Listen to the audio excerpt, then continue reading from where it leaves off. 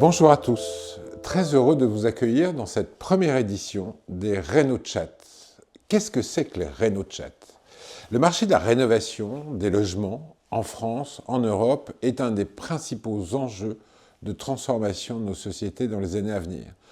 Tant pour se protéger du froid que pour se protéger du chaud, tant pour éviter les émissions de gaz à effet de serre qu'également pour réduire nos consommations énergétiques. On a tous vu ces dernières années à quel point l'énergie pouvait connaître des variations extrêmement fortes et l'élévation de son coût pouvait mettre dans la difficulté, voire dans la détresse, nombre de nos concitoyens. La rénovation est donc devenue un axe absolument essentiel de la transformation de nos sociétés. Et cette rénovation, ma foi, elle est portée par des techniciens, par des professionnels, par des consultants, par des banquiers, par des travailleurs sociaux, qui sont tous entièrement pénétrés de cette volonté de réussir cette transformation et qui agissent ensemble. Nous, chez Phileo Labs, on a décidé, dans le cadre d'un programme européen qui s'appelle EU Peers, on a décidé de mettre en valeur et de vous transmettre le meilleur du savoir-faire, des techniques et des connaissances de ces acteurs du marché. On ne va pas vous parler technique, on ne va pas vous parler finance, on va vous parler des gens, des personnes, des hommes et des femmes qui, tous les jours, mettent en œuvre et mettent à contribution leur savoir-faire, leur expertise pour réussir cette transformation. Donc nous allons recevoir tous les mois, et nous vous parlerons tous les mois, de ces héros de la rénovation, de ces hommes et de ces femmes qui travaillent sans relâche pour réussir et accélérer cette transformation qui est devant nous. Les premiers RénoChats ont choisi de prendre pour, je dirais, priorité, vous expliquer un petit peu comment se passe le financement de cette rénovation. Comment est-ce que l'alliance de la technique et de l'humain, de l'habitat et de l'habitant, progressivement dessine un projet que les financiers vont accompagner parce qu'ils vont y trouver intérêt, parce qu'ils vont agir dans un cadre sécurisé, parce qu'également la réglementation progressivement entraîne de plus en plus ces financiers à travailler sur le faire. Non plus à faire de la finance hors sol, mais véritablement de la finance qui servent à la transformation du monde, qui servent à la transition de nos sociétés. C'est de cela dont il s'agit dans RénoChat et priorité donc maintenant à notre première intervenante, Françoise Rey-Faber. Bonjour Françoise. Salut Françoise Rey-Faber, que je connais depuis une quinzaine d'années maintenant, peut-être même plus, qui m'a beaucoup impressionné par son souhait de prendre sa vie en main et d'établir sa vie en regard avec ses valeurs. Mais Françoise, mais qui es-tu en fait? Je suis Françoise, on se connaît effectivement depuis 15 ans. À l'époque, je suis toujours avant tout mère de famille, épouse, et j'étais aussi très investie dans ma carrière professionnelle. J'étais à la Société Générale et je m'occupais de financer des projets qui permettent d'économiser de l'énergie pour des grands comptes. C'est comme ça qu'on dit.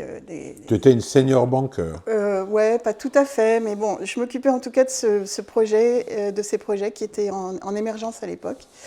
Et je me suis prise au jeu et j'ai voulu passer à ce qui me paraissait important, qui était le logement. Le logement dans la banque, ça se finance par des prêts immobiliers. Moi, j'étais dans la banque des entreprises, tandis que ce sujet des prêts immobiliers était plutôt dans la banque des particuliers, le réseau d'agences. J'ai essayé de faire en sorte que les grands clients de la banque qui étaient concernés par le sujet de l'énergie se voient proposer une offre intégrée où concrètement on aurait proposé aux clients de la banque de les conseiller sur les travaux à réaliser. On leur aurait proposé un prêt immobilier et on aurait contrôlé la qualité avec d'autres clients de la banque, des gens comme Veritas. Et tout cela aurait été payés par les certificats d'économie d'énergie qui venaient d'énergie. Ouh là là là là, qu'est-ce que c'est qu'un certificat d'économie d'énergie? Parce que là, tu commences à parler de financement. Ouais. Bah, les certificats d'économie d'énergie, ils sont apparus en 2006. Et en fait, c'est toujours des quotas et des obligations qui sont posées sur des opérateurs de l'énergie, au premier chef, par exemple, EDF, mais aussi Total, etc. Donc, on leur demande de prouver qu'ils participent à des économies d'énergie et en contrepartie de cela, on leur délivre des certificats. S'ils en ont assez, cela leur évite de payer une très grosse amende. Voilà. Donc, c'était quelque chose qui émergeait à l'époque. L'amende qui va servir à financer en fait, la transformation, c'est ça? C'est ça qu'il faut comprendre? C'est une organisation qui permet en fait d'avoir... Enfin, c'est une organisation qui repose sur l'idée qu'à partir du moment où on crée des quotas, eh bien, il y a un marché qui se forme parce que donc, ces acteurs ont le choix entre jouer le jeu, à condition que ça leur coûte moins cher du coup, que de payer l'amende. Et du coup, le niveau de l'amende permet de créer ce marché. Et donc, ça venait juste de démarrer en 2006. Et je me suis dit, tiens, ça concerne le client de la banque EDF. Le contrôle des travaux, ça concerne le client de la banque DK ou Veritas. Et puis, on est très bien placé pour faire des prêts immobiliers. Donc, on va essayer de combiner tout ça à l'intérieur de la banque. J'y ai passé 3 ans. 3 ans? J'ai passé 3 ans. Mais tu avais une équipe, tu étais soutenu par ta direction. Oui, comment ça s'est passé? J'étais même lauréate d'une sorte de concours interne d'innovation. Donc, j'y ai cru pendant 2 ans. Et puis, au bout de la 3e année, je me suis rendu compte que ça ne marcherait pas pour des questions humaines, des questions d'organisation. Et je me suis, du coup, énormément documentée pendant tout ce temps-là. Et je me suis dit, il faut que je sorte de la banque. Je ne vais pas y arriver de l'intérieur. Ah, carrément. Ouais. Comme j'y arrive pas dedans, je vais aller dehors. Ouais. Je suis dans la grande banque toute puissante et moi, François, je vais réussir dehors. C'est-à-dire que dans la grande banque toute puissante, ce que j'avais fait comme expérience, ça s'appelle le plafond de verre. On a une idée qui fonctionne et en fait, on n'arrive pas à l'implémenter. Donc, on est obligé de passer par dehors pour revenir dedans après. On le verra ensuite. Alors, on le verra ensuite, mais à l'époque, surtout la grande découverte, c'est que, en fait, ce sujet de la rénovation des logements, des économies d'énergie, en fait, c'était pas suffisamment pris au sérieux à l'intérieur de la banque pour que ça fonctionne. Et les organisations qui le prenaient réellement au sérieux, déjà à l'époque, c'était les collectivités, en particulier les régions.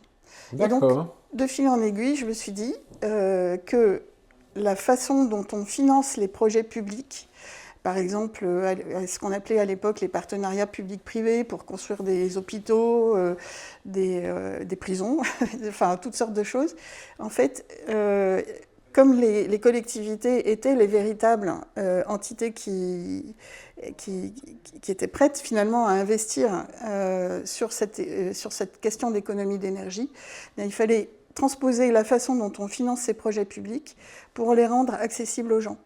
Et voilà. Et donc, ça, c'est une idée assez bancaire, c'est sûr. Je me suis rendu compte qu'en en parlant à des gens que j'ai rencontrés grâce à un premier contact, un deuxième contact, eh bien, que ça pouvait être financé sous forme de marché public. Carrément. Voilà. Donc, du coup, Mais attends, parce que tu étais donc dans ta banque, tu t'occupais de grands clients et subitement, tu t'occupes de clients publics. Comment est-ce qu'on arrive sur un marché en allant voir des gens dans le public qui ne te connaissent donc pas, qui ne savent pas qui tu es? Non, comment ça se passe à ce moment-là, cette première je ne sais pas, confrontation? c'est un peu mystérieux encore aujourd'hui, mais je me souviens très bien d'une réunion à Amiens avec des gens que je rencontrais pour la première fois grâce à l'entremise de personnes que j'avais rencontrées dans la banque, qui étaient des banquiers, mais qui étaient plutôt banquiers côté Caisse des dépôts, enfin voilà, qui eux m'ont aidé à faire la jonction avec le secteur public. Et grâce à cette entremise, je me suis rendu compte qu'en expliquant ce que je viens de t'expliquer, avec un PowerPoint, etc., tout ce qu'il faut, eh bien, ce que je n'arrivais pas à mettre en place dans la banque, ça devenait quelque chose de crédible. Et dans les collectivités. Dans les collectivités, voilà. Et donc, j'ai décidé de quitter la banque. Alors, dans un premier temps, sous forme de congé sabbatique, le temps de voir si cette idée de conseiller les collectivités sur le fait de organiser en fait des sociétés de projets pour faire ce que j'essayais de faire à l'intérieur de la banque, ça pouvait fonctionner ou pas. Donc, tu es dans ta banque, bien au chaud, tu gagnes bien ta vie, accompagné des grands clients. Un jour, l'urgence te saisit, tes enfants, le monde, tes valeurs, tu y vas, tu dis qui pourrait m'aider, et là, en fait, tu t'aperçois que pas mal de gens peuvent t'aider, mais qu'eux ne peuvent pas aller jusqu'au bout de la démarche et partir, mais qui vont te porter.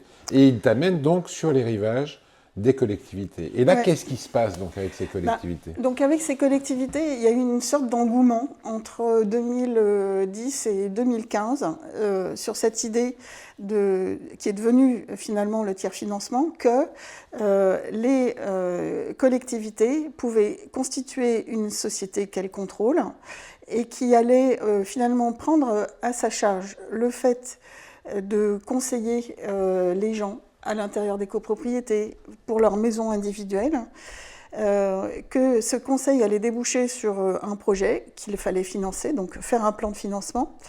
Et pendant tout ce temps, où finalement je gagnais ma vie en remportant des marchés publics pour développer cette idée, en même temps, donc toute cette petite communauté, enfin de quelques dizaines de personnes engagées à l'intérieur des collectivités, ont commencé à vraiment lobbyer. Et puis j'ai eu aussi l'appui de juristes, etc. Et on est arrivé à l'idée que ces sociétés d'économie mixte pouvaient proposer un financement direct, ce qui supposait quand même un changement de la loi. Oui, un changement du code monétaire et financier, parce que... une exception au monopole bancaire. Ben oui, parce que prêter, c'est un monopole, c'est une activité qui est réglementée. Il faut avoir l'autorisation de l'autorité de contrôle prudentiel et de résolution, qui est un organisme adossé à la Banque de France. Mais ce qui apparaît dans ton propos, quand même, c'est deux choses. D'une part, un collectif autour de toi, plutôt anonyme, mais qui va te porter chacun où il est. Ouais, chacun va contribuer un petit peu. C'est plutôt moi qui faisais partie d'un collectif, en fait, parce qu'il y a énormément de choses qui se sont passées, chacun dans sa région, chacun dans son association, etc. Donc, moi, j'ai plutôt l'impression d'être à l'intérieur d'un écosystème qui effectivement considérait que cette solution du financement, elle était cruciale pour que le reste de tous les efforts qui étaient déjà considérables, mis par l'ADEME, par donc l'agence de la transition énergétique en France, tout l'argent mis aussi par ces collectivités sur des dispositifs qui essayaient de faire monter les projets, que ça marche. En fait, si on ne propose pas de solution de financement aux gens, eh bien, forcément, le conseil, il aboutit à un projet, mais ce projet, il ne peut pas se concrétiser. Donc, la technique, ça, on savait que ça marchait, que c'était bien tenu, avec des gens très engagés, en plus, qui plus est, très... Moi, j'ai rejoint cette communauté de gens. Très volontaires pour accompagner la décarbonation, mais avec un centrage quand même qui était beaucoup sur la réduction des émissions de gaz à effet de serre. Un centrage très technique, très technologique. Ah oui, très. Après l'arrivée également d'un certain nombre d'acteurs sur l'accompagnement, en particulier l'identification du besoin social et de cette immense partie de la population, de nos concitoyens, qui a du mal à payer et qui a du mal à investir. Et donc, du coup, une nécessité, le financement. Et donc, comment est-ce qu'on fait ? C'est ça. Et alors, en fait, c'est là que je me suis rendu compte que cette culture du financement que j'avais acquise pendant mes 25 ans de carrière à la Société Générale, c'était vraiment un sésame, parce que c'est très étrange. La banque, c'est très simple. mais on a l'impression de parler La banque, chinois. c'est très simple. Bah oui, ça devrait. Qui croit ça? En fait, je pense qu'au fond, la vraie banque, elle est hyper simple, et en tout cas beaucoup moins compliquée que les kilowattheures. Alors, donne-nous l'équation d'abord. Écoute, non, elle ne se résume quand même pas à une équation, mais ce que j'ai constaté en tout cas, c'est qu'il y avait besoin de cette culture bancaire pour comprendre les obstacles, parce que sinon, moi, ce que j'observais de la part des pouvoirs publics, c'est X tentatives, là, depuis 15 ans, de secouer tout ça et de se dire, à force de secouer, on va y arriver. Donc, Donc, il y avait un engagement aussi des autorités publiques. Oui, bien sûr, ouais, bien sûr. D'accord. Bien sûr, mais en fait, la question, c'est pas qu'il n'y ait pas de financement. Je vois tout de suite la levée de bouclier justifiée si on explique que les banques ne veulent pas prêter. C'est pas ça le sujet. Bien sûr qu'elles veulent prêter.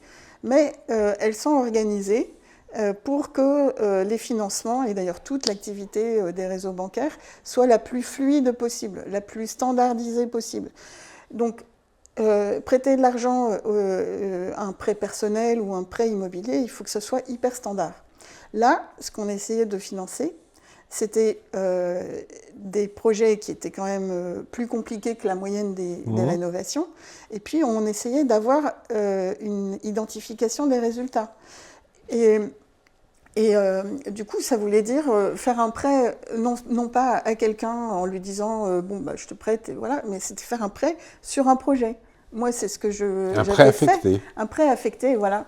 Et donc, non seulement il fallait faire ça, ce qui est contraire à l'idée que les banques se font de fluidifier tous ces processus, mais ensuite, effectivement, pour toucher les personnes qui sont dans la réalité des fins de mois difficiles, il fallait minorer au maximum ces mensualités. Ça veut dire quoi?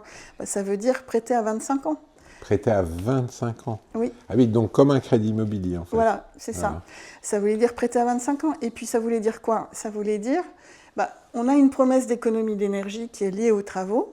C'est pour ça qu'on se décarcasse pour conseiller les gens qu'ils ne s'embarquent pas dans n'importe quel type de travaux. Et donc, la promesse, c'est qu'il y ait des économies d'énergie. Donc, des économies d'énergie, ça veut dire qu'il y a de l'argent qui devient disponible dans le budget. Attends, c'est hyper important ça.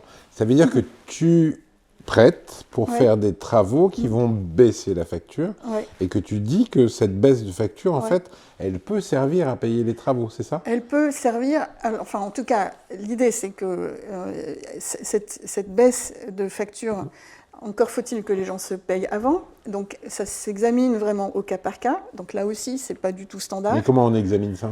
On regarde les factures des gens, on leur parle, on passe du temps avec eux. On passe du temps avec eux, donc on reconstitue en fait leur budget en séparant ce qui est obligatoire de ce qui est, peut-être un peu plus accessoire, quoi.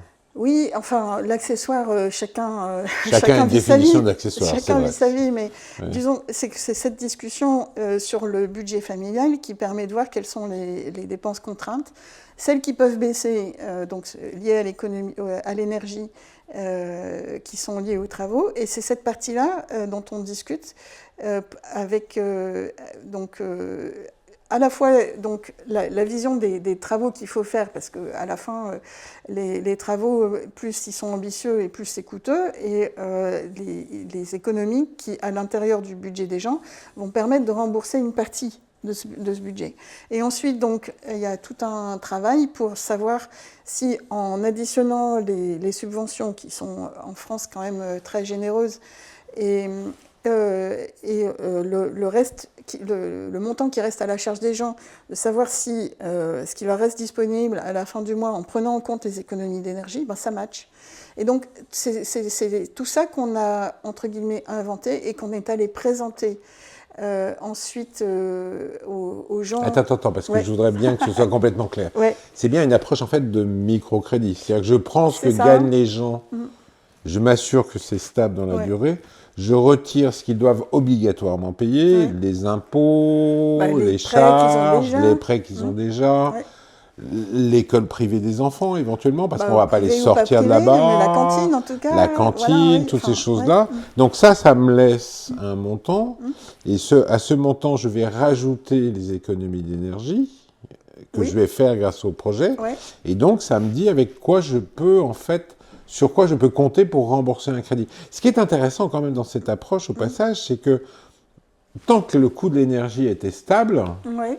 bah, ma foi, on essayait de vivre à peu près comme ça, mais à partir du moment où le coût de l'énergie commence à monter, ça peut devenir complètement vital, parce qu'on voit que le coût de l'énergie peut manger Oui, oui. tout ce qui n'est pas charge contrainte. Je reprends ma casquette de financière et Allez. je dis que j'explique aux instances qui se soucient de la stabilité bancaire que, en fait, aux gens, on leur propose d'échanger en fait une situation où en fait ils vont augmenter leur charge fixe parce qu'un crédit engage et doit se rembourser. En contrepartie, effectivement, d'une baisse d'énergie qui, elle, est sujette à des augmentations, parfois des baisses, mais on voit bien que la tendance, elle est quand même haussière. Elle est clairement haussière. Elle est clairement haussière. Et pour plusieurs années encore. Voilà, surtout si tu raisonnes. Ouais. Voilà. Donc ça, c'est l'équation microéconomique. Donc c'est en plus une protection des ménages, en fait. C'est une protection contre la hausse à venir. Voilà, c'est ça. C'est là que je disais que je reprenais c'est comme si on achetait une option en diminuant sa consommation d'énergie contre l'augmentation du prix de l'énergie en contrepartie d'un montant de remboursement qui est fixe. Donc rénover, ça n'est pas qu'un acte pour protéger l'environnement, c'est aussi un acte pour protéger le ménage. Voilà, c'est ça, c'est une équation à laquelle chacun peut réfléchir pour soi. Après, du coup, il y a effectivement l'idée que tout ça est subventionné ou impulsé par les pouvoirs publics, parce que bien sûr, tout le monde a en tête la vision complète de l'impératif pour atténuer le changement climatique, mais aussi, on est en Europe aujourd'hui, à l'heure où on se parle, on voit bien toutes les menaces qui sont autour de nous géopolitiques, donc pour échapper à la dépendance aux hydrocarbures. Donc cette dépendance aux hydrocarbures, d'ailleurs, moi, c'est vraiment, c'est la menace sur la paix qui m'a tenue éveillée pendant une nuit au moment où j'ai pris ma décision de partir de la banque en me disant que c'est ça qui était important pour les enfants, tous les enfants en fait, et les miens aussi. Donc tu t'es levé après une nuit blanche, tu as dit j'y vais, et là, alors comment ça se passe quand tu dis ok, je constate qu'il y a un marché, il y a la technique, il y a l'accompagnement, maintenant il faut que je résolve le financement. Donc l'idée des sociétés de tiers financement apparaît, ce nom est quand même horrible. Alors j'y suis pour rien, c'est là où je te dis que il y a quand même, j'avais vraiment l'impression de rentrer dans une communauté où chacun a agi un peu de son côté. Et à l'époque où, en 2015, Ségolène Royal, ministre de l'Environnement à l'époque, bosse sur la première loi de transition énergétique qui s'appelle à l'époque pour la croissance verte. Ça n'a que 9 ans en fait. 2015, on a oublié à quel 2015. point ça a été vite depuis. 9 ans, du coup, moi je trouve que c'est long. C'est long, mais en même temps, à l'échelle de l'humanité, c'est extrêmement rapide. Alors oui, je ne sais pas si, en tout cas, il faut que l'humanité, elle se grouille un peu. Plus vite. D'accord, ok. Donc voilà, moi, donc en 2015, je découvre qu'effectivement, via des amendements qui étaient du coup suscités par le gouvernement, apparaît cette histoire de tiers financement qu'on a appelé comme ça parce que ça a été posé dans la loi. Qu'est-ce que ça veut dire tiers financement alors du coup, en fait, moi, si tu veux, il faut repartir. Ce terme, il s'explique à partir des éléments qui ont permis de concevoir ces politiques publiques. Je retourne en 2008, à l'époque où moi-même j'étais en train de sortir de la banque. En fait, il y a une étude qui avait été financée par la Caisse des dépôts, par la région Île-de-France, par la ville de Paris, et qui parlait de tiers investissement. Tiers investissement. C'est complètement autre chose. Et ben voilà. Et donc du coup, on a dérivé du tiers investissement qui n'était pas vraiment adapté à l'idée de prêter aux gens et de faire en sorte que ce soit toujours leur projet. On est parti de cette idée de tiers investissement pour arriver à la notion de tiers financement. Mais au fond, il aurait fallu, enfin, ça aurait été bien mieux qu'on l'appelle autrement.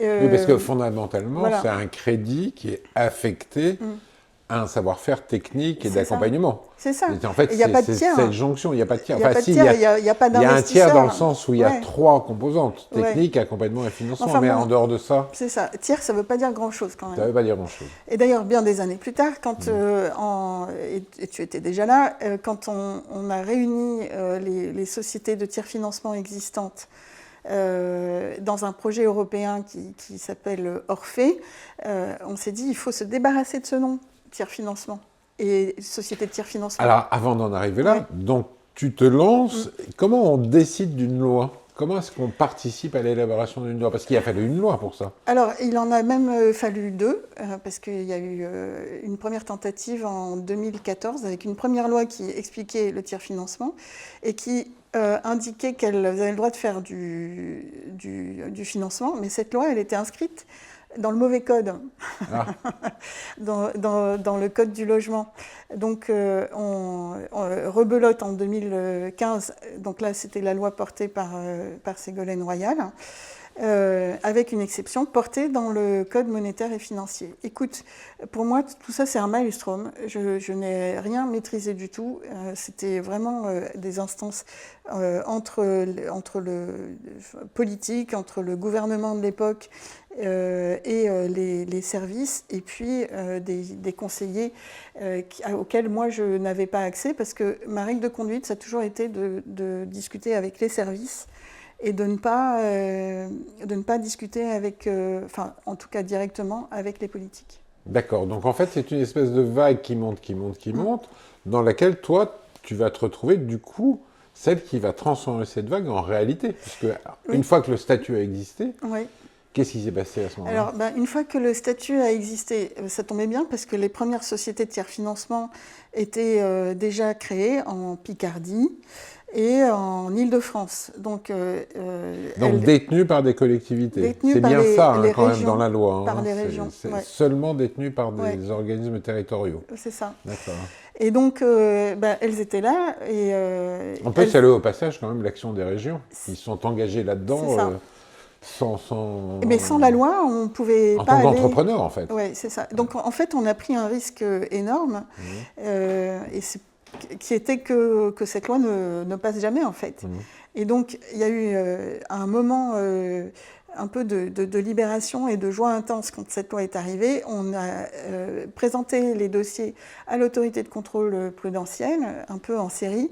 Qui est donc le gendarme des banques, c'est ça? Voilà, c'est ça. Ouais. C'est celle qui la réglementation donne un bancaire. peu les conditions dans lesquelles tu peux Exactement. exercer ton activité. Exactement. Alors c'est un truc un peu particulier, c'est que tu es à l'intérieur de l'autorité de contrôle, donc la CPR, géré, piloté par un service qui, lui, est relié à l'innovation, c'est ça? C'est ça.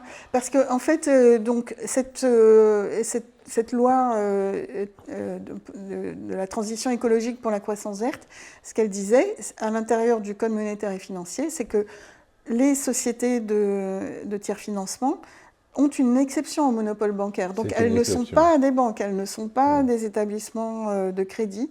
Elles ont une exception qui doit être validée par la CPR. Et donc, en termes de contraintes, il faut qu'elles soient détenues par des acteurs territoriaux publics, mais également, elles ont un niveau de fonds propres plus élevé que la moyenne. Donc du coup. ça, oui, en fait, du coup, c'est lorsqu'on a présenté ces dossiers d'autorisation auprès de la CPR que progressivement, enfin c'est quand même un processus qui prend plusieurs mois, on est arrivé à d'une part convaincre l'autorité de contrôle que cette idée dont on a discuté de prêter aux gens différemment en prenant en compte les économies d'énergie, c'était utile. Parce qu'il a fallu faire approuver ça par l'autorité de contrôle. Et c'est ce qui est quand parce même... que c'est pas du tout dans les normes bancaires classiques. Non, c'est une hérésie. Parce que ça s'oppose en fait à, on appelle ça le taux d'effort, je crois. C'est-à-dire le maximum de 35% de ses revenus nets qu'on peut affecter au remboursement d'un crédit. C'est un ratio qu'on calcule en 3 secondes. Et là c'est radicalement différent. C'est vraiment différent. Oui, ça impose quand même vraiment de connaître le ménage, d'aller vraiment chez lui, d'avoir un échange, de l'accompagner. Ça se fait à l'intérieur d'un processus où les gens sont en train de décider d'un investissement qui va transformer leur chez eux. Oui, donc transformer leur vie, une intimité réellement. Ouais. Et du coup, ça fait partie d'un processus. On ne peut pas dissocier cette discussion qui va déterminer le financement du reste du projet. Ouais. Et donc c'est ça qui est vraiment hyper différent d'un financement bancaire. Voilà. C'est qu'on retrouve une finance, en fait, qui est directement reliée au réel. C'est plus une finance hors sol, en fait. C'est vraiment une finance qui est complètement connectée à ce qui se passe dans la vraie vie des gens. Oui, mais du coup, enfin, à l'intérieur des banques, cette finance réelle, elle existe. Et simplement, là, effectivement, je pense qu'on peut se dire que c'est plus du microcrédit, même si les montants des travaux à financer sont très conséquents. On est plus dans le monde du microcrédit que dans le monde de la banque de détail, de la banque des agences bancaires, en fait. Donc on part avec la Picardie, on part avec l'Île-de-France, et là qu'est-ce qui se passe en fait? En fait, donc, on est arrivé à 7 sociétés de tiers-financement. Ouh là là là là, 7 d'un coup comme ça? Non, mais enfin voilà, entre donc, la première en 2012, la Picardie, 2013-14, Île-de-France, donc la loi de 2015, et après, donc il y a eu enfin à l'époque, c'était juste, donc 2016, c'est la fusion des régions. Mais donc il y avait des projets qui étaient déjà naissants en Alsace. Et donc on a eu la fusion dans la région de Ségolène-Royal d'ailleurs aussi, en Poitou-Charentes. Et puis ensuite, patatras. Donc des patatras, il y en a eu quand même pas mal, qui sont liés au contexte politique. Donc c'est la fusion des régions. Donc, grosse incertitude sur les régions qui ont été fusionnées. Donc, parce que, par exemple, en Picardie, fusion avec Nord-Pas-de-Calais à l'époque, Nord-Pas-de-Calais était juste aussi en train de monter un projet. D'accord, donc un travail sur une réalité politique administrative, etc. territoriale. En Occitanie. Donc une patte en permanence qu'il faut absorber pour pouvoir produire. Mais du coup, ça produit des modèles de sociétés de tiers-financement qui sont tous les mêmes partout? En fait, non. Du coup, ce sont bien des initiatives qui partent d'équipes qui, au départ, roulent pour leur projet. C'est ça, ça part en fait de l'intention de l'acteur territorial. C'est ça. Et ça respecte en fait l'intention de l'acteur territorial. Exactement. Et donc, par exemple, en Occitanie, le projet, il est parti de Midi-Pyrénées. Ensuite, en fait, en Occitanie, il y avait, je sais pas, une dizaine de sociétés d'économie mixte déjà existantes. Donc, le travail a été d'intégrer cette activité dans un ensemble beaucoup plus vaste. D'accord. Donc, on se retrouve avec un certain nombre de sociétés de tiers-financement, détenues par une métropole ou détenues par des régions. Et là, il y a un deuxième acte, c'est l'Europe qui arrive. Alors l'Europe qui arrive, c'est plutôt... On peut saluer l'Europe quand même. Ah mais oui, tout à fait. Donc du coup, c'est plutôt toute cette communauté qui se met d'accord pour soumettre le projet de créer un réseau aux appels à projets européens. Et, parce que l'Europe n'intervenait pas avant ? Alors, si, bien sûr, mais par plusieurs institutions. En fait, dès le départ, on a réussi à capter l'attention de la Banque européenne d'investissement. Ça, c'est vraiment une comme ça, toute seule Eh bien, en fait l'un des métiers essentiels de la Banque européenne d'investissement, c'est de financer les collectivités. D'accord. Donc, elle finance depuis aussi très longtemps une activité pour le compte de la Commission européenne de Technical Assistance. D'accord. Voilà, donc c'est le programme ELENA. Et donc, très vite, tous ces éléments de l'offre de la Banque européenne d'investissement sont venus en complémentarité de ce qu'on essayait de faire. Et l'idée, c'est-à-dire que tu étais porté par une vague française, après voilà. par une vague des services territoriaux, Ouais. et après par une vague européenne. Alors, en fait, donc, il y avait un vrai progressivement, appétit, le gâteau s'est de plus en plus répandu, en fait. C'est ça. C'est-à-dire qu'en fait, derrière cette idée de financer les rénovations, c'est un Graal, en fait, pour la Banque européenne d'investissement, parce que, vu de tout en haut, on sait que le secteur le secteur du logement, ça correspond à entre 30 et 40% des enjeux de réduction d'énergie pour arriver à la neutralité carbone en 2050 selon les pays. Et réduire notre dépendance au pétrole. Yes, tout à fait. Et donc, en fait, comment y arriver? Pour ces grandes institutions, c'est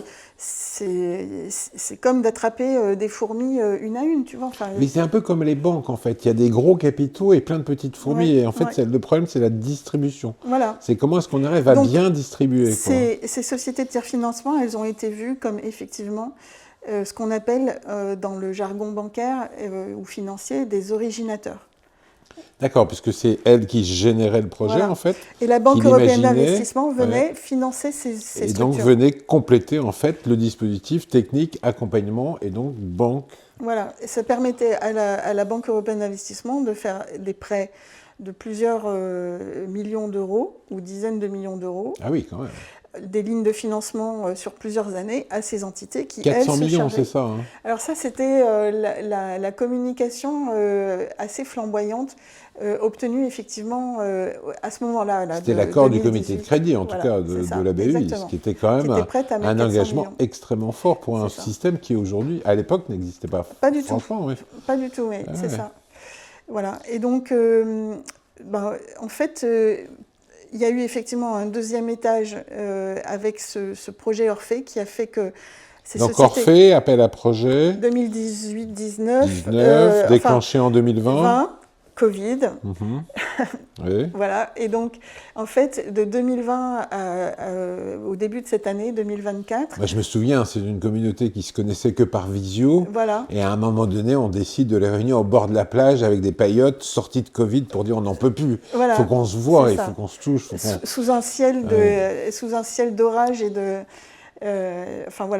méditerranéen absolument incroyable, splendide, électrique.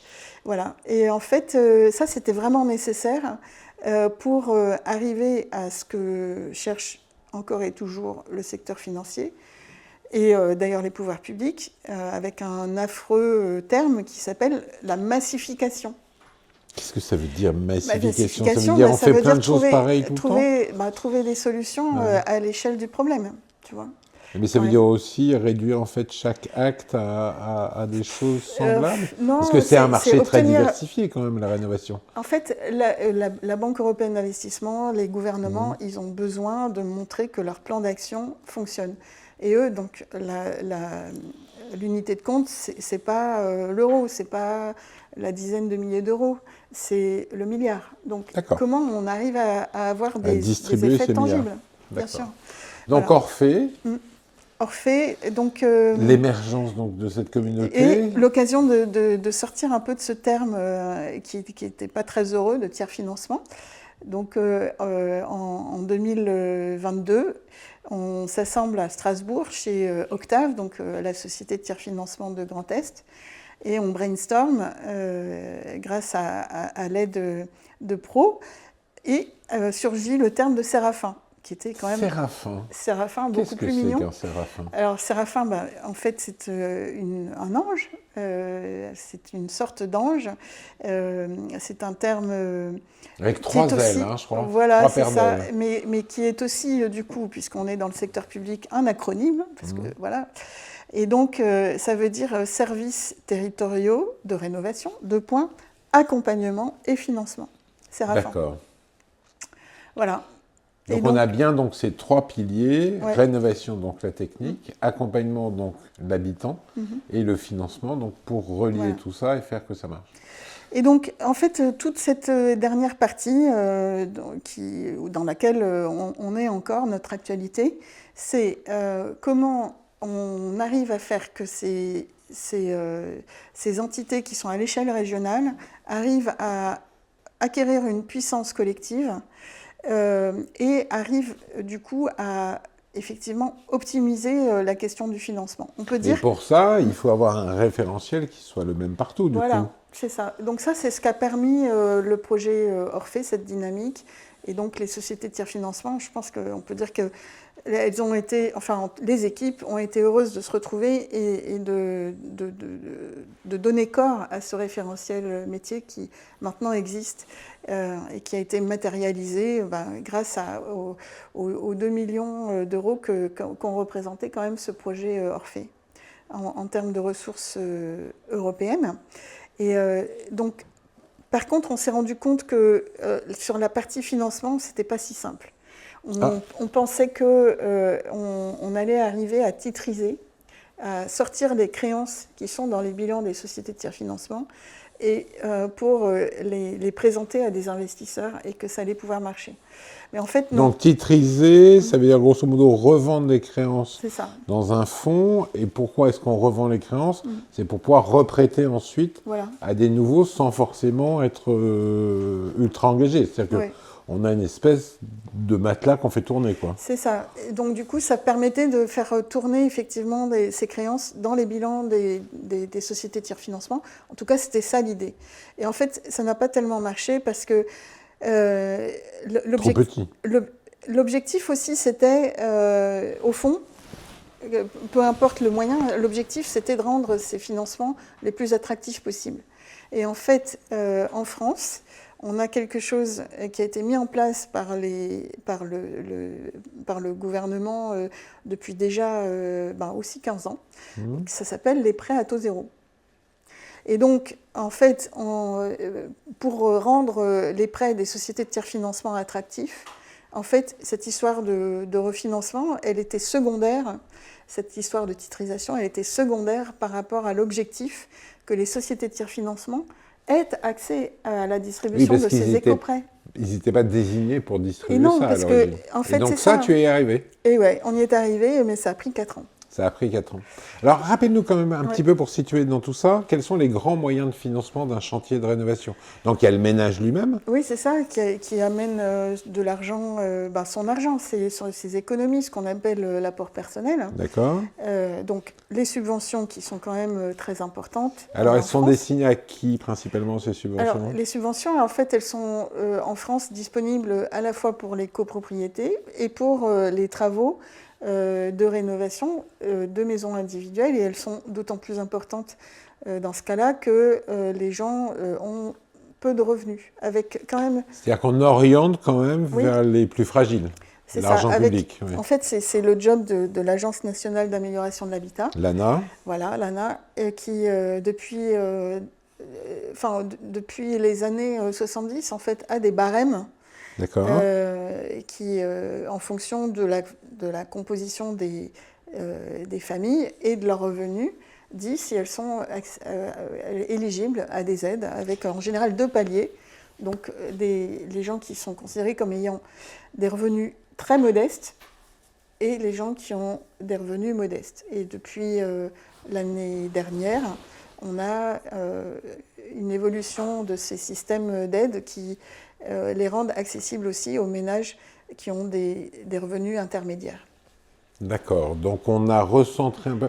J'ai beaucoup entendu parler de subventions à l'acte ou de subventions sur des rénos complètes et performantes, efficaces. Je ne sais jamais quel terme on doit employer. Oui, alors en fait, c'est bien ça le problème, c'est qu'il y a en France énormément d'argent sur ce sujet, bien plus que dans beaucoup d'autres États européens. Mais la plupart, vraiment, de l'ordre de 70-80% de cet argent a été distribué à des mesures de rénovation unitaires, dont on sait pourtant qu'elles n'ont très peu d'impact. N'ont pas d'impact, en fait. Très peu d'impact. Si, un peu quand même sur les pompes à chaleur qui remplacent les chaudières au fioul. Ouais, on émet quand même moins de bien sûr, mais on ne résout pas le problème de chauffer les gens, quoi, de mettre... C'est ça. Et donc, en fait, c'est pour ça que mon expérience depuis 15 ans, c'est d'avancer et en même temps d'avancer à contre-courant. Parce que ce qui serait idéal, c'est qu'on ait des aides publiques qui soient vraiment octroyées aux projets qui le valent, enfin qui en valent la peine. Et en fait, le fait qu'on ait ces aides qui soient réparties geste par geste, ça rend même le travail des gens qui essayent de convaincre les ménages de faire des travaux importants plus difficile. Donc, non seulement c'est un gâchis d'argent public, mais en plus, ça rend la rénovation énergétique performante plus compliquée. Donc, c'est vraiment très, très, très, très ennuyeux. Et on voit aujourd'hui que les certificats d'économie d'énergie dont on parlait au début sont très critiqués parce qu'ils ont été utilisés essentiellement de cette façon-là. D'accord. Voilà. Donc, le ménage, les aides d'État, de plus en plus mieux utilisées, on va le dire comme ça, mieux centrées, mieux focalisées. Oui.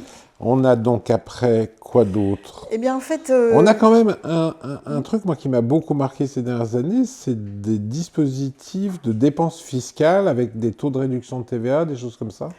Oui. Qu'est-ce qu'on peut dire de ça? Est-ce que c'est efficace? Alors, en fait, oui et non. C'est-à-dire qu'effectivement, en fait, en France, il y a des réductions de TVA qui sont très importantes sur ce type de travaux. Il y a même deux types de taux de TVA. Alors, il y a des rapports de la Cour des comptes qui disent que deux taux, c'est trop. Un, ce serait bien. Deux, c'est trop parce que du coup, ça engendre des erreurs. Et en fait, ce qu'on peut se dire, c'est que les réductions de TVA, pour le coup, elles ne ciblent pas spécialement les gens pauvres. Elles sont tout le marché, quoi. Oui, c'est ça. Donc, franchement... Mais je crois que le rapport de Cour des comptes en juillet 2023 alertait sur une mesure d'efficacité, en tout cas.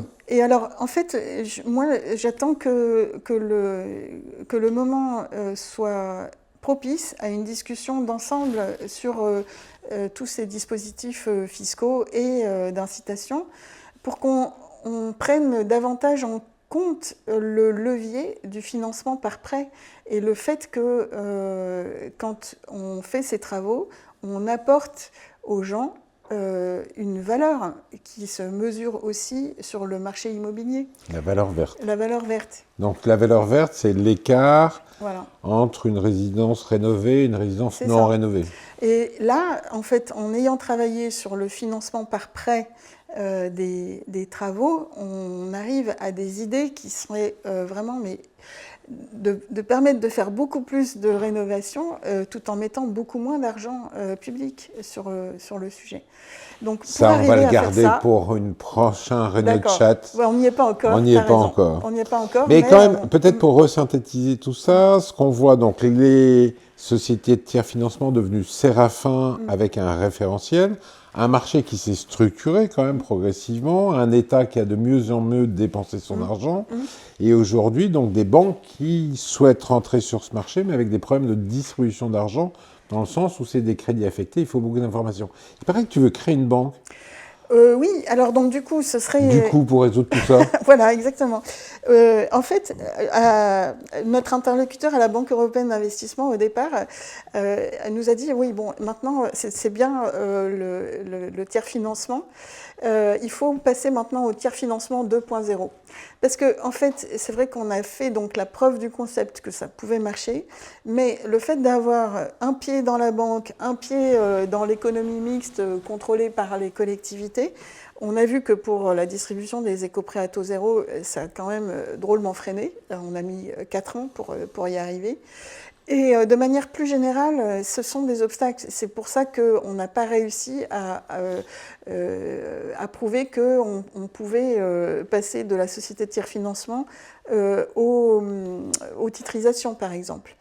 Et puis pendant tout ce temps-là, on a beaucoup discuté, dialogué avec les banques. Parce qu'à chaque fois, cette idée du tiers financement, c'est pour pallier, enfin pour apporter des solutions là où les banques ne peuvent pas aller sur les failles de marché, en fait. Voilà, c'est ça. On dit qu'il y a à peu près 2/3 des propriétaires occupants des maisons, des logements les plus dégradés qui n'ont pas accès au crédit bancaire parce qu'ils sont trop vieux, malades, qui ne gagnent pas assez, qui sont déjà endettés. Oui, alors du coup, effectivement, si on superpose le cas des gens, on est là pour leur dire, vous pouvez financer des travaux avec un prêt qui va durer 25 ans. Donc à partir du moment où vous atteignez l'âge qualifié dans les banques de seniors, déjà il y a une difficulté, c'est que on ne va pas vous prêter parce que vous ne serez pas éligible en fait à une...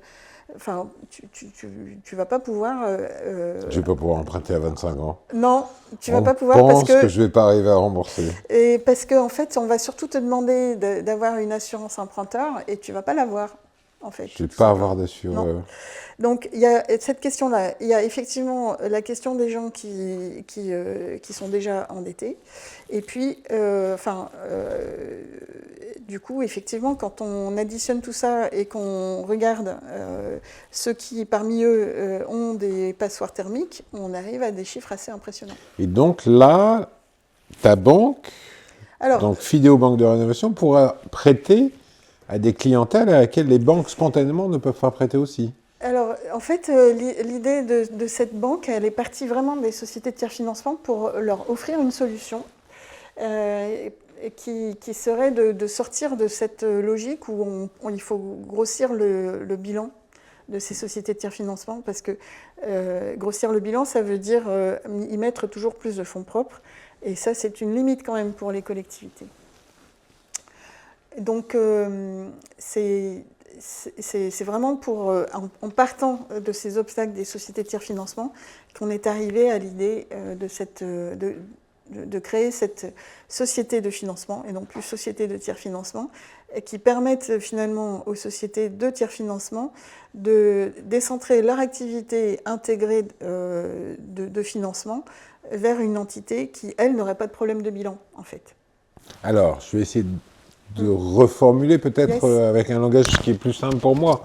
C'est que grosso modo, on a un vrai savoir-faire sur l'accompagnement et sur le montage de projets de rénovation efficaces et sur lesquels on va pouvoir délivrer des garanties. Que par contre, le financement devenait progressivement une limitation puisqu'il fallait de plus en plus de fonds propres. Que ce savoir-faire, il peut se répandre sur d'autres organisations, d'autres opérateurs ensembliers existants, d'autres one-stop shops, puisqu'on travaille ici aujourd'hui dans le cadre donc de ce déploiement du modèle en Europe. Et simplement, il faut quelque part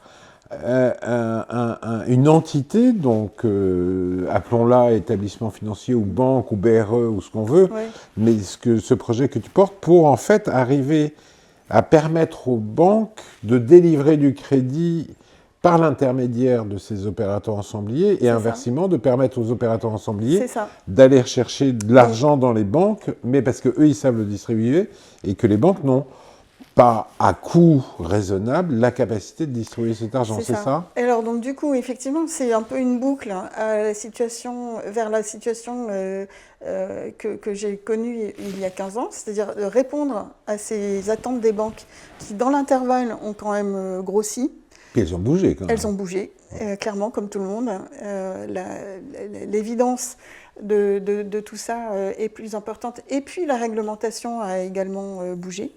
Donc voilà, l'idée c'est de revenir et de répondre à une attente des banques, tout en quelque part permettant aux sociétés de tiers-financement de continuer de grossir en renforçant leur capacité à faire plus de dossiers.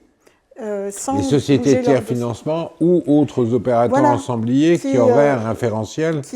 Donc l'idée, c'est quand même de s'adresser à l'ensemble du marché. Qui maintenant s'appellent les Sérafins. Et donc les Sérafins, l'idée, c'est que ce soit des opérateurs territoriaux qui conseillent les gens, qui conseillent les copropriétés pour faire des travaux, qui travaillent sur un plan de financement. Ce plan de financement, donc c'est la méthode dont on a parlé tout à l'heure. Ça permet en fait à ces gens ensuite de se voir proposer un prêt soit par la banque, par leur banque, parce que ça marche. Ils Oui, sont puis pas qui a dans le cas, confiance dans dans le cas. l'opérateur ensemblier Voilà. pour bien faire les travaux. Voilà. C'est-à-dire que la banque est dans un C'est univers ça. de confiance, en C'est fait. ça.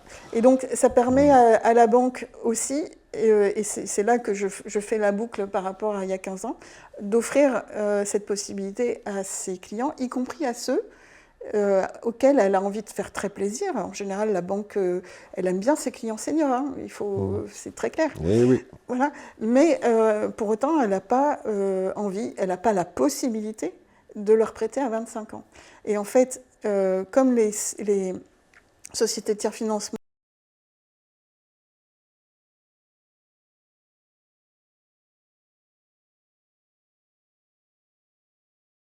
on va retrouver lors de la mutation, donc la mutation c'est la vente, mais ça peut être aussi le décès. Donc c'est cette logique-là que quelque part la future société de financement va permettre aux banques d'externaliser pour leurs clients. Et c'est cette entité qui va permettre aux sociétés de tiers financement de continuer de faire leur job. Alors je crois que ce projet est soutenu par l'Europe et par l'État ? Alors, par l'Europe, en fait, on n'a pas de financement directement de l'Europe. Non, mais au travers de France 2030, qui sont des fonds européens. C'est ça. Alors oui, tout à fait. Donc France 2030, on a déposé le dossier à la fin de l'année 2023 à France 2030. Donc France 2030, effectivement, tu as raison, c'est aussi financé par des fonds européens. Quel boulot, quel boulot, quel boulot. Mais Françoise, mais bravo. Vraiment, c'est assez exceptionnel. Bravo à nous. Et je pense que ce modèle pourra vraiment servir aux autres pays européens pour voir comment effectivement constituer progressivement un réseau d'opérateurs ensembliers qui, encore une fois, associe un savoir-faire technique permettant d'aller vers la garantie. C'est ça. Et vraiment, on garantit que ce qu'on fait va faire ce qu'on a dit qu'on allait faire, à savoir réduire les factures énergétiques. Ouais. Deuxièmement, d'accompagner les ménages, parce qu'on rentre dans l'intimité de ces ménages et que, ma foi, on touche véritablement à la première protection qu'on a en tant qu'être humain, à savoir son foyer, et comment est-ce qu'on est à l'intérieur de ce foyer, et enfin qui va permettre aux acteurs financiers qui ont beaucoup de capitaux qu'ils aimeraient distribuer, de pouvoir les distribuer par l'intermédiaire donc de ces opérateurs ensembliers. C'est donc une boucle qui montre quoi ? Qui montre que plusieurs acteurs, chacun avec ses capacités et ses excellences, peuvent s'associer pour faire émerger une nouvelle démarche qui est parfaitement en ligne avec des objectifs de l'Europe, de l'État, et surtout dans le cadre d'une efficacité de l'usage des fonds publics. Oui, c'est ça. Alors du coup, il faut y croire très très fort et il faut beaucoup de persévérance. Non, mais après 9 ans de cette histoire, évidemment qu'on y croit. Je veux dire, la démonstration est là. Quoi. Non, mais continuer d'y croire dans le sens où il faut toujours arriver à convaincre de nouvelles personnes. Aujourd'hui, c'est en France, demain, ce sera dans d'autres pays. Et même en France, en fait, il y a de nouvelles générations, de nouveaux professionnels qui arrivent sans cesse. Donc, je pense que c'est cette idée qu'on n'est pas tout seul, qu'on n'a pas tout seul une vérité, qu'il faut la partager, qui doit nous animer sans cesse. Eh bien, ça sera le mot de la fin. Voilà. Merci Françoise pour ce premier Renault Chat, particulièrement passionnant et on attend maintenant de votre part, ma foi, les questions que vous auriez envie de poser à Françoise. On va lui transmettre, on vous répondra. N'hésitez pas non plus à redescendre dans le bas de cette page YouTube. Vous trouverez plusieurs références de documents, en particulier sur l'ensemble des sujets du financement de la rénovation. Il y a beaucoup d'études qui ont été produites, en particulier avec la complicité et le support de l'ADEME, qui est l'agence donc de la maîtrise de l'énergie en France. Et on vous retrouve donc le mois prochain pour parler cette fois-ci des contrats à impact, qui sont un des modes de financement qui mettent en valeur en plus les coûts évités et les co-bénéfices d'une rénovation. Un immense merci d'avoir été avec nous. Un immense merci à toi, Françoise. Et c'est un grand plaisir. Bravo. Merci.